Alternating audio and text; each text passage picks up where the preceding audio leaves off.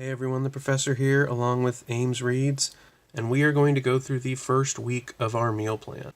What we liked, what we didn't like, what we learned, and what we see changing, I suppose.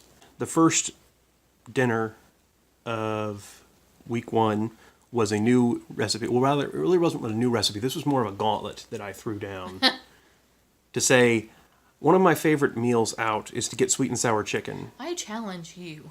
Yes. I feel like I'm on a game show. Yes, well, and the thing of it is, we've been married for 7.5 years, and I want us to eat in more often. But one of the things that I crave when we don't get it for a long time is sweet and sour chicken. And I'm sorry, but most of the time we just have never found a recipe that has matched. No, and the store-bought sauces are nasty. Yeah.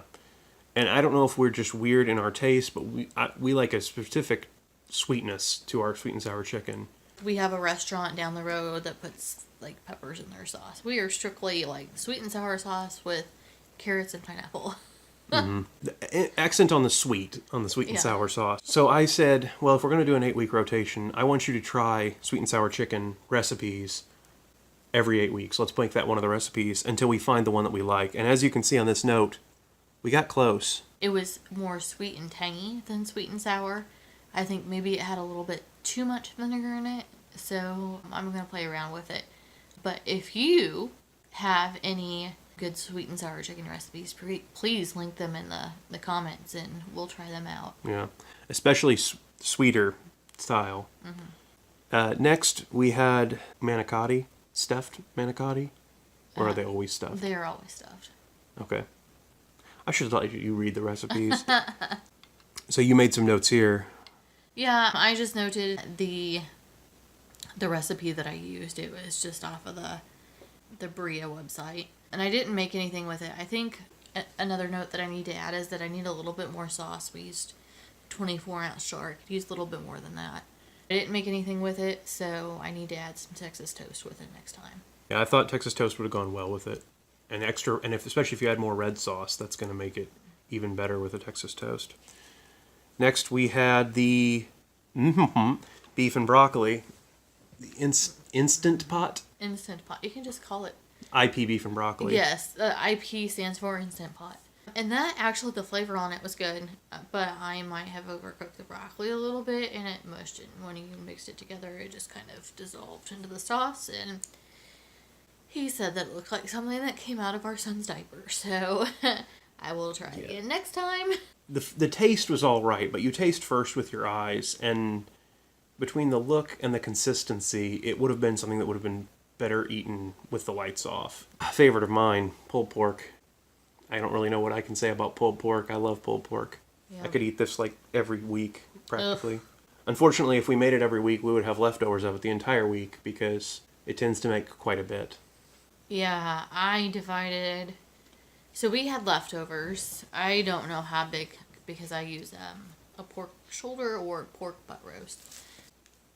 I don't know how big it was, but we had enough for all of us to eat, for him to take two sandwiches for lunch the next day. Something like that, yeah. And then I had an extra 3 pounds to put in the freezer to save for other meals. Yeah, we use a lot of pork in the pulled pork. I like it. And Sweet Baby Ray's, right? Mm-hmm. You can freeze it after you cook it, and then you have it already made for sandwiches for the future. Then on Seafood Thursday, we had the Cajun swai with veggies. Swai is just a type of catfish, too, in case. Right. I originally started this recipe because I was looking for some sort of foil packet thing. I think I started making this when we lived in the apartment. I believe so. I used to make it with carrots and potatoes and zucchini and squash, and for some reason this time I thought maybe I would save time. Maybe I had some dishes dirty and I couldn't use my 9x13. But I thought I would cook the fish in my Instant Pot. Well, actually, I cooked everything in the Instant Pot. Just wrapped it all in little individual foil packets, and it just didn't taste as good this time. Or maybe my taste is just burnt out on it. I don't know. For now, we're marking it out. Going to replace it with something else, but we'll see. It might come back eventually. Nothing really to talk about here. On Saturday, the cinnamon roll casserole. And that is so good that our picky, almost 4-year-old, asked for seconds. Yeah, but who doesn't love cinnamon rolls? And it is very good, and it makes enough that you can also eat it for breakfast the next week. But that's jumping ahead, and that's made in the crock pot. Yes. And then turkey burgers and fries. I mean, what's really to talk about? This is a burger made of ground turkey. One thing that I had gotten involved in is I was a Tastefully Simple consultant, and I have a cabinet full of products that I need to use up. So what I used in the burgers was the bold burger seasoning from some seasons ago, and I thought it tasted pretty good. Mm-hmm. Might be better with beef instead of turkey, but It worked. No complaints, and it made leftover patties to continue to eat later. And then for dinner, the chicken tenders in the Cracker Barrel fashion. mm-hmm.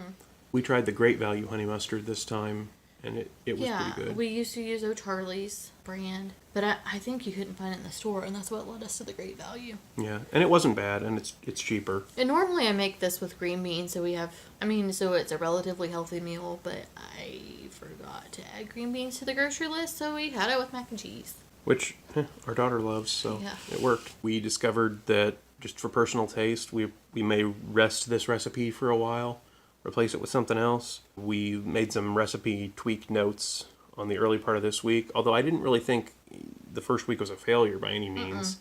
And we stuck pretty close to this plan, and the fact that it makes enough for leftovers for lunches, you're not having to plan for every meal because your lunches are already sort of taken care of by making larger portions. This really does help with budgeting to meal plan a bit, because not only can you keep to a plan when you're purchasing and maybe plan out how much you can spend on groceries, but also if you make a big enough batch, then you get leftovers to take for lunch and you eliminate another meal, and you're not tempted to go and drive through and spend more money on fast food.